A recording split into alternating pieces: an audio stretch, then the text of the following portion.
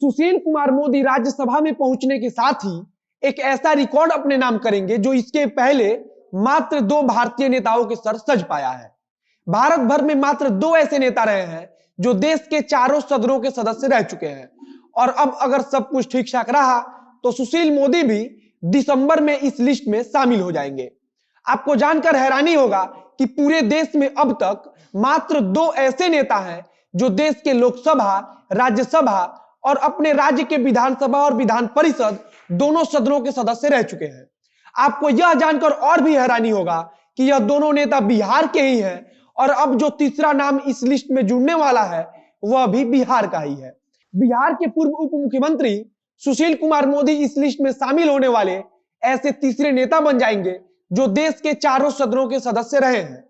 इसके पहले जो 2 नेता हैं उनमें से एक का नाम लालू प्रसाद यादव है तो दूसरे का नाम नागमणि।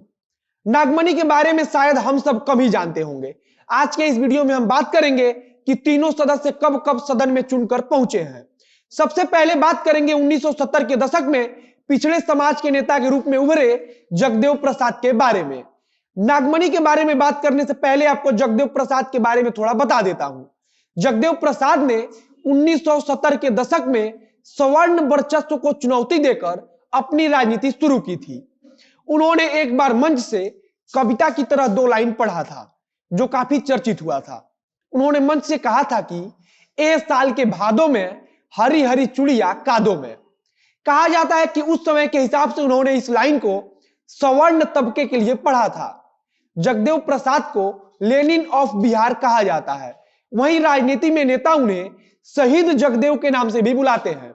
इसी जगदेव प्रसाद के बेटे हैं नागमणि।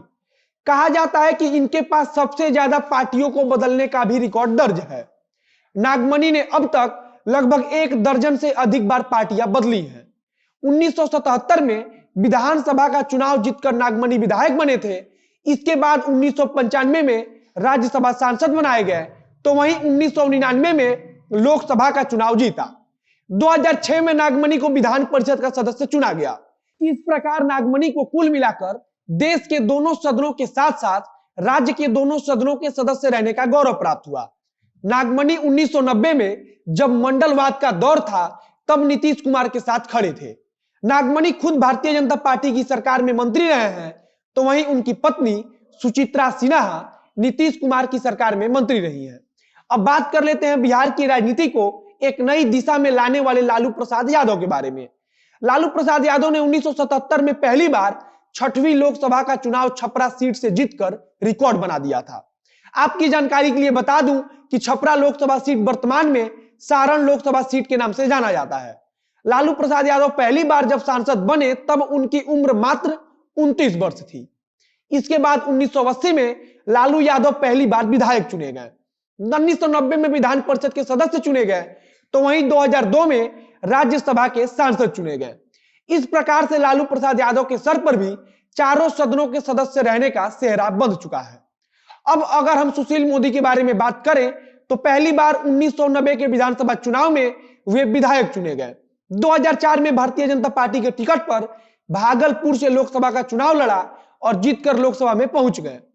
2005 में जब भाजपा बिहार में नीतीश कुमार के साथ मिलकर सरकार बना रही थी तब वह वापस राज्य में भेजे गए और उस समय उन्हें राज्य में उप मुख्यमंत्री बनाया गया तो वहीं बिहार विधान परिषद का सदस्य भी चुना गया। अब 2020 में भाजपा कोटे से उन्हें राज्यसभा भेजा जा रहा है और अगर सब कुछ ठीक रहा तो अब बहुत जल्दी वे तीसरे ऐसे नेता बन जाएंगे जो चारों सदनों के सदस्य रह चुके हैं। इस वीडियो में बस इतना ही। वीडियो अच्छा लगा हो तो शेयर कीजिए। फेसबुक पर देख रहे हैं तो पेज को लाइक कीजिए। यूट्यूब पर देख रहे हैं तो चैनल को सब्सक्राइब कीजिए। बाकी स्क्रीन पर जो डोनेशन की जानकारी दिख रही है उसके माध्यम से आप हमारी मदद जरूर करें। मिलते हैं फिर बहुत जल्द अगले वीडियो में। कैमरे के पीछे खड़े हैं पप्पू सिंह और मैं मोहित कुमार सिंह। धन्यवाद।